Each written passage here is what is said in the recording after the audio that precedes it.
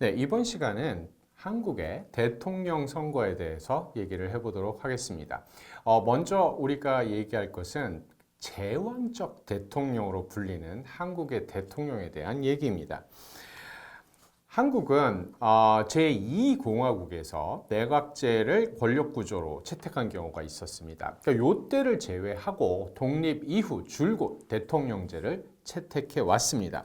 한국에는 굉장히 다양한 선거가 존재합니다. 근데 이제 이 중에서 특히 행정부 수반을 선출하는 대통령 선거는 그 중에서도 가장 중요한 선거로 자리매김하고 있고 또 실제로 국민의 관심도 굉장히 높죠. 그래서 다른 선거에 비해서 투표율도 굉장히 높게 나타나는 특성을 보이고 있다라고 얘기를 할 수 있습니다. 그리고 대통령에 당선되기 위한 후보 간 그리고 정당 간 경쟁도 굉장히 치열하게 전개되고 있다라고 얘기를 할 수 있습니다.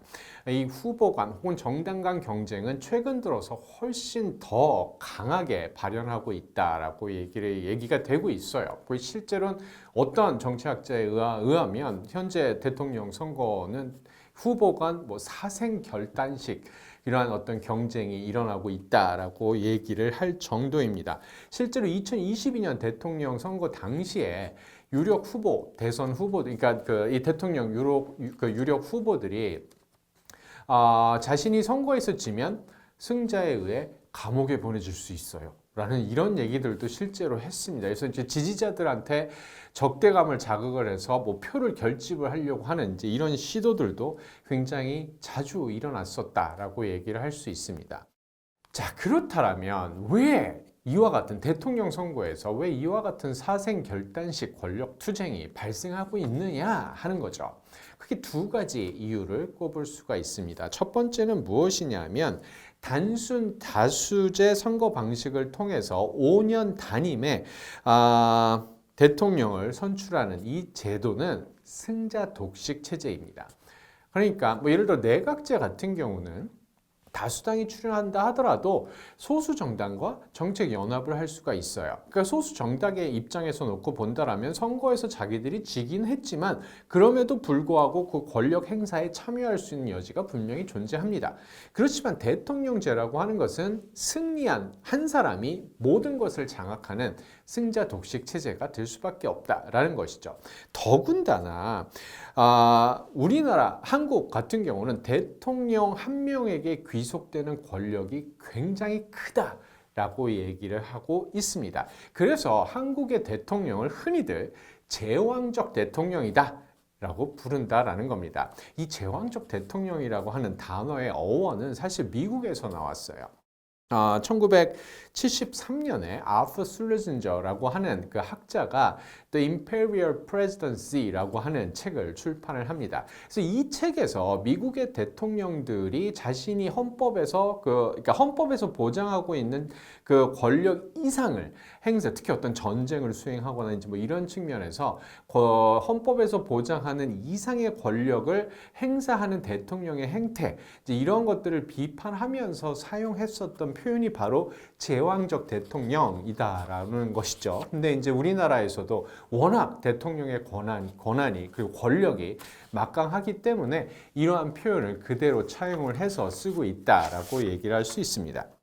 자, 그렇다면 이런 제왕적 대통령이라고 불릴 정도로 막강한 그 권력을 대통령은 지니고 있는데 그럼 이러한 대통령의 권력은 도대체 어디에서부터 나오느냐 하는 문제입니다. 크게 세 가지 측면에서 우리가 생각을 해볼 수가 있어요. 첫 번째는 헌법 차원에서 대통령에게 굉장히 과도한 권력을 집중시키고 있다라는 겁니다.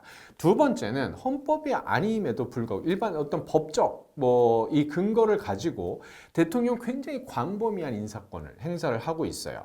그래서 이러한 이 사람들을 이 정부 자리에 주요 공직 자리에 임명할 수 있는 이 권한을 가지고 있기 때문에 대통령은 굉장히 막강한 파워를 가지고 있다라고 얘기를 할 수 있다라는 것이죠. 다음 마지막으로 분단이라는 정치적 환경 그리고 중앙 집중적 정치 문화라고 하는 것도 제왕적 대통령을 우리나라 한국에서 가능케 하는 요인 중에 하나다라고 얘기를 할 수 있습니다. 그럼 이 각각 이 세 가지가 구체적으로 어떻게 대통령의 권한을 강화시키는지에 대해서 차례차례 살펴보도록 하죠. 먼저 헌법적 차원에서 얘기를 해보도록 하겠습니다. 한국의 대통령에게는 그 대법원장, 헌법재판소장, 대법관, 헌법재판관 등 이 사법부 주요 인사들을 임명할 수 있는 권한이 헌법적으로 보장이 되어 있습니다. 그렇기 때문에 대통령은 자신의 입맛에 맞는 인사들로 그 사법부를 채워넣을 가능성이 존재한다라는 그러한 얘기죠. 이렇게 될 경우, 물론 이제 이들에 대한 국회 인사청문 인사청문회가 진행이 되고 있기 때문에 국회가 어느 정도 대통령의 사법부 요직에 대한 인사권을 견제할 수 있긴 하지만 기본적으로 굉장히 큰 영향력, 사법부 인사에 굉장히 큰 영향력을 대통령이 행사할 수 있다는 것은 사실이고, 그렇기 때문에 행정부와 사법부 간에 존재해야만 하는 견제와 균형이라는 작동 원리가 제대로 작동하기 힘든 이런 어떤 일들이 벌어질 수도 있다라는 그러한 얘기입니다. 입법권의 측면에 있어서도 대통령은 굉장히 큰 다른 어떤 이 대통령제 국가들에 비해서 굉장히 큰 권한을 가진다라고 얘기를 할 수 있어요. 일반적으로 대통령은 거부권을 행사를 할 수 있습니다. 그러니까 국회에서 의결된 법안에 대한 거부권, 그러니까 우리나라에서 뭐 제2권이라고 얘기를 하는데 이 거부권을 행사를 할 수 있습니다. 자기 마음에 들지 않으면 다시 그 법안을 국회에 돌려보낸다라는 것이죠. 다시 검토해달라라는 얘기입니다.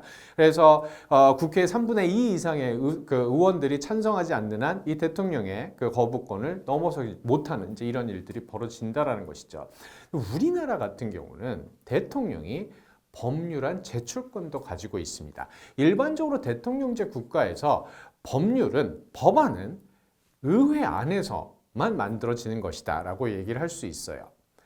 그러니까 의원들만이 법안을 작성을 해서 의회에 제출할 수 있다라는 얘기입니다. 그렇지만 우리나라는 대통령과 행정부가 법안을 만들어서 국회에 제출을 할 수 있게 된다라는 겁니다. 그리고 행정부 제출 법안은 일반적으로 개별 의원들이 발의한 법안보다 의회를 통과할 가능성이 상당히 크다라고 얘기를 할 수 있다라는 것이죠. 그래서 입법권의 측면에 있어서 대통령은 굉장히 큰 권한을 행사할 수 있게 됐다라는 그러한 얘기입니다. 거부권을 통해서 입법부를 견제할 수도 있고, 또 자기가 직접 법안을 발의함으로써 입법 권한의 일부를 행사할 수 있는 이제 그런 권한까지 가지고 있다라는 것이고, 또 다른 이 문제는 무엇이냐면 국회의원의 국무위원 겸직, 그러니까 국회의원들이 장관직도 겸직할 수 있는 게 바로 우리나라에서 가능하다라는 그러한 얘기입니다. 미국 같은 경우는 상원의원이나 하원의원이 장관이 되는 것, 이거 불가능해요. 장관이 되기 위해선 상원의원이나 하원의원직을 내려놓아야만 합니다. 근데 우리나라 같은 경우는 국회의원직을 유지를 하면서 동시에 장관직을 겸직을 할 수 있다는 것이죠. 이것이 그러니까 뭐 헌법에는 국회의원이 겸직해서는 안 되는 몇몇 직업들이 나열이 되어 있습니다. 그렇지만 국무위원, 즉 장관이라고 하는 것은 국회의원이 겸직을 할 수 있는 그러한 직업으로 되어 있다라는 그런 것이죠. 자, 그럼 국회의원들은 왜 장관이 되고 싶어 할까요?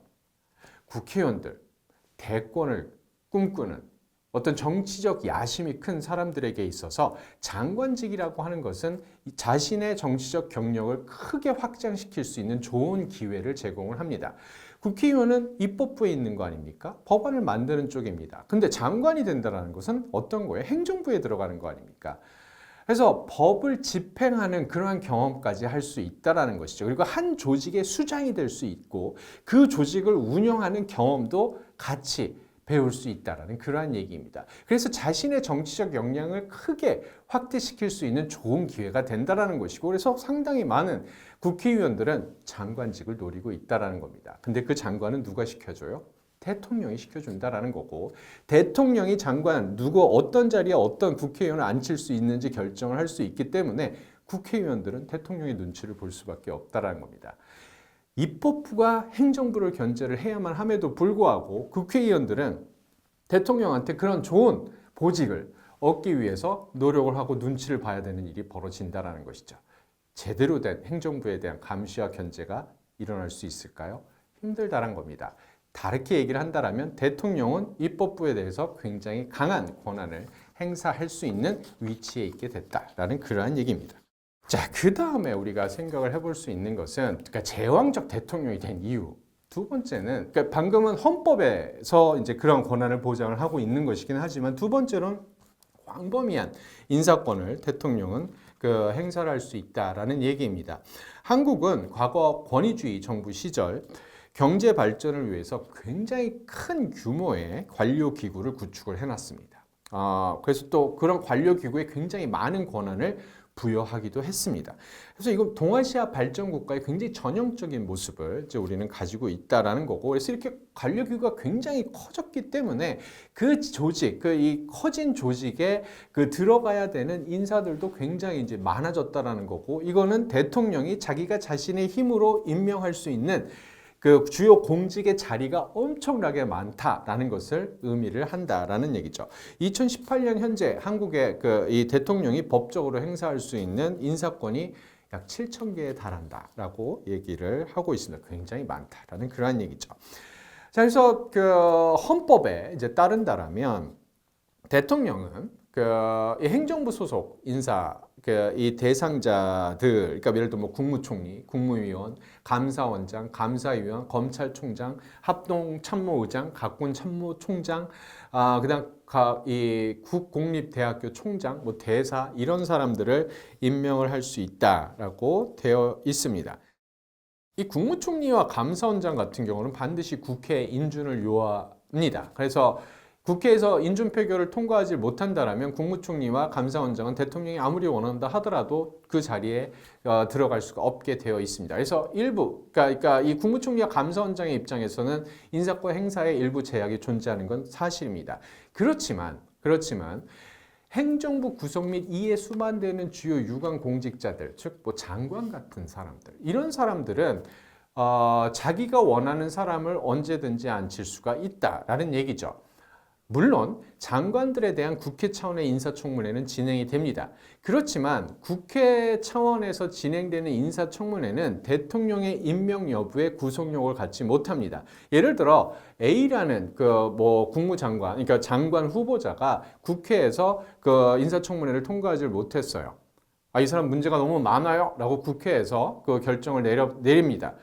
그럼에도 불구하고 대통령은 국회에서는 그렇게 판단했지만 나는 이 사람이 필요해요 라고 그냥 그 사람을 그대로 임명을 할 수 있다라는 얘기죠. 그래서 장관과 같은 그런 주요 요직들은 대통령의 뜻에 따라서 그대로 임명이 되는 그런 파워를 가지고 있다라고 얘기를 할 수 있습니다. 이 감사원 같은 경우도 일단 헌법상 감사원은 대통령에게 소속이 되어 있습니다. 대통령에게 소속이 되어 있고, 이 감사원장은 국회의 동의를 얻어서 대통령이 임명을 하고, 감사위원들은 감사원장이 제청을 해서 대통령이 임명을 하는 것으로 이제 헌법에 나와 있다라는 거죠. 그 다음 이제 이 감사원의 주요 지도부들, 그러니까 감사원 사무총장이나 고위감사 이 공무원단, 4급 이상의 공무원, 이제 이런 사람들은 이 감사위원회에서 의결을 거쳐서 원장의 제청으로 대통령이 임명하는 것으로 되어 있습니다.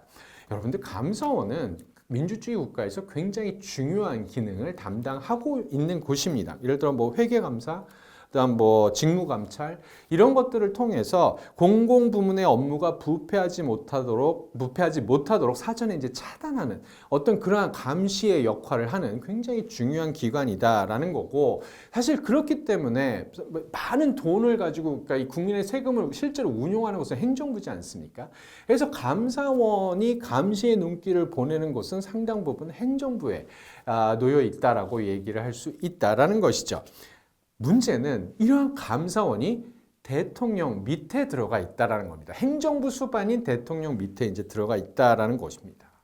그래서 이 감사원장 임명이라고 하는 거, 대통령이 일단 임명을 하면 물론 이제 국회 인준을 받아야만 합니다. 그래서 어느 정도 제한이 있다라고 할 수는 있긴 하지만 그 이외에 감사위원이나 감사원의 주요 리더급 이 공무원들 같은 경우는 실질적으로는 대통령이 임명하는 것과 거의 다름이 없다라고 얘기를 할 수 있다라는 것이죠.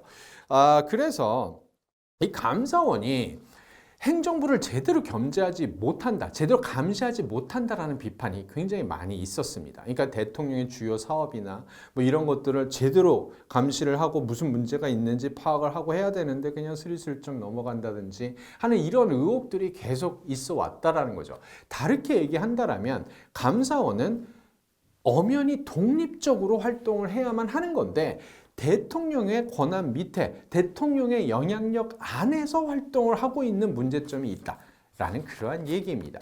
그래서 이러한 감사원의 어떤 독립성을 키우기 위해서 개헌이 필요하다. 그러니까 대통령 소속으로 되어 있는, 그러니까 헌법에 나와 있는지 이런 것을 이 개헌을 통해서 좀 더 독립적으로 감사원이 활동할 수 있는 제도적 방안을 마련해야 된다라고 주장하는 사람들, 뭐 혹은 일단 행정부를 견제하고 감시하는 가장 대표적인 기관은 입법부잖아요. 그러니까 대통령에 포함되어 있는 감사원을 국회로 옮겨서 국회가 제대로 행정부를 감시할 수 있도록 하는 방안을 마련해야 된다라고 하는 그러한 주장들도 사실 많이 존재합니다. 그렇지만 아직까지 이거는 그러니까 계속 이런 주장들은 나오고 있지만 실제로 이루어지고는 있지 못하고 여전히 대통령 감사원에 대해서 되게 큰 인사권을 통해서 굉장히 큰 영향력을 행사를 한다라는 거고, 이 이외에도 뭐 방송통신위원장, 국민권익위원장, 공정거래위원장, 금융위원장, 중앙행정기관장들을 대통령은 임명을 바로 할 수 있습니다. 이 방송통신위원장 같은 건 바로 그냥 대통령이 임명을 하면 되는 거고, 다른 어떤 위원장 같은 경우는 총리가 일단 제청을 하고 그다음 이제 인사권을 행사하는 이제 그런 방향이다라는 건데, 총리의 제청이라는 것도 사실 우리나라 제왕적 대통령 하에선 그렇게 큰 실질적인 의미를 가지고 있는 것은 아니다라고 얘기를 할 수 있어요. 그러니까 총리가 제청을 하고 총리가 어떤 인사권에 영향을 행사한다라는 식의 뉘앙스가 느껴지긴 하지만 총리는 누가 임명하는 거예요? 대통령이 하는 겁니다. 그래서 결국 총리도 대통령이 원하는 쪽으로 움직일 수밖에 없다라는 거고, 그래서 이런 중앙행정기관장 또 결국 대통령이 원하는 사람들로 임명될 가능성이 상당히 높다라는 겁니다. 그 이외에도 소위 말하는 권력기관의 공직자들도 대통령이 임명을 합니다. 검찰, 경찰, 정보부, 이제 이런 쪽에 이런 기관들의 이 수반들도 결국 이제 대통령이 임명을 한다라는 건데, 이런 권력기관들은 사실 독립성을 반드시 보장받아야만 합니다. 그리고 그에 따른 이 공정성을 만약에 이런 권력기관들이 공정성을 담보하지 못한다라고 한다라면 굉장히 심각한 문제가 발생할 수 있다라는 거죠. 편파적 제재와 처벌이라고 하는 것, 당파적인 입장에서 혹은 대통령의 입맛에 따라서 이러한 선택적 정의가 만들어질 가능성이 존재한다라는 겁니다. 그래서 굉장히 공정하게 이들에 대한 임명 과정이 이루어져야만 하는데, 그럼에도 불구하고 여전히 대통령이 굉장히 강한 영향력을 행사를 하고 있다라는 그러한 얘기입니다. 물론 이들 권력기관 수장들, 뭐 검찰총장, 경찰청장, 국정원장, 국회 인사청문회를 거쳐야 하는 것으로 되어 있긴 해요. 그렇지만 장관들과 마찬가지로 국회에서 인준투표를 하지는 않습니다. 그래서 국회에서 아무리 이들에 대해서 반대를 한다 하더라도 대통령이 원하면 얼마든지 임명을 할 수 있는 이제 그런 상황이다라는 그런 얘기죠. 자, 그래서 제왕적 대통령이 된 세 번째 이유는 이 분단적 상황과 중앙 집중적 정치 문화다라고 얘기를 할 수 있어요. 우리나라는 뭐 일제로부터 독립을 한 이후에 한반도는 자유민주주의에 입각한 남한과 그다음 공산주의에 기반하는 북으로 나뉘어지게 됐습니다. 분단이 되어버렸다라는 얘기고, 이러한 남과 북은 3년 정도에 걸친 6.25 전쟁도 치렀다라는 얘기입니다. 그래서 이 분단적 상황이라고 하니까 우리 전쟁을 경험을 한 거 아닙니까? 그렇기 때문에 남한에 살고 있는 사람들의 입장에선 북한 그리고 우리의 안보, 이 문제는 굉장히 중요한 이슈가 될 수밖에 없다라는 겁니다. 그러니까 분단적 상황이라고 하는 것은 안보를 확보하고 어떻게 평화를 유지를 할 것이냐 하는 것이 한국 정치에서 굉장히 중요한 이슈로 이제 만들어 놓았다라는 거죠. 근데 이러한 분단 상황이 가져온 것은 그러니까 결국 우리 일반 시민들을 두 종류의 시민들로 나누어 놓게 됐다라고 얘기를 할 수 있습니다. 그러니까 북한을 어떻게 생각하느냐, 북한을 어떻게 생각하느냐에 따라서 두 종류의 시민들로 나누어지게 돼요. 하나는 북한 절대 안 돼, 우리랑 절대 같이 갈 수가 없는 사람들이야. 그래서 우리가 북한을 반드시 통제하고 억제할 수 있는 우리 강력한 힘을 키워야 돼 라고 주장하는 북한에 대한 강경파들, 즉 우리는 보수 쪽에 속하는 사람들이 존재합니다. 또 한편으론 무슨 소리야? 우리가 같은 민족이잖아. 북한과 평화적인 관계를 유지를 해야 돼. 라고 주장하는 온건론자들, 주로 이제 진보 쪽에 속해 있는 사람들이 또 존재하게 한다라는 그러한 얘기죠. 그리고 이들은 서로가 서로를 인정하지 않아요. 그러니까 강경론자들은 온건론자들 너희들 뭐가 문제가 있는 거 아니야? 뭐가 잘못된 거 아니야? 라고 생각을 하죠. 반면에 온건론자들 입장에서도 강경론자들 받아들이기 힘들다라는 얘기입니다. 결국 이들은 자기들이 원하는 것을 적극적으로 추구를 하는 데 있어서 누군가의 힘이 필요한 겁니다. 권력이 필요한 거예요. 그 권력이 누구예요? 대통령입니다. 그러니까 대통령의 권력을 제한받게 해서는 안 된다라는 거죠. 그러니까 북한과 싸우기 위해서도 대통령은 막강한 힘을 가져야만 하고 북한과 평화적인 관계를 가지기 위해서도 대통령은 막강한 힘을 가져야만 한다라는 겁니다. 그래서 이런 분단적 상황, 이런 분단의 비극이 만들어 놓은 이제 이러한 결과 우리나라의 대통령은 많은 국민들이 강한 힘을 가져야만 해라고 주장하는 쪽으로 나가게 됐다라는 거고, 또 하나 이제 측면은 이 소용돌이의 정치, 그레고리 이 핸더슨이라고 하는 이제 그 미국의 학자가 뭐라고 얘기를 했었었냐면, 우리나라의 이 정치라고 하는 것은 소용돌이의 정치다라는 겁니다. 그러니까 자치라고 하는 민주주의의 원리가 굉장히 취약하고 중앙 집권적인 특성이 강한 어떤 그러한 정치 문화를 가지고 있고, 그렇기 때문에 한국의 정치는 소용돌이, 이렇게 아주 끝이 딱 뾰족해지는 거죠. 그래서 모든 권력, 밖에서 뭐 이런 얘기들을 하지만 결국 하나로 귀결이 된다라는 겁니다. 하나의 점으로. 그 점이 뭐예요? 대통령입니다. 그래서 이 대통령에 대한 집중도가 굉장히 큰 정치 문화를 가지고 있기 때문에 대통령의 권한이 그렇게 막강할 수밖에 없다라고 하는 얘기입니다.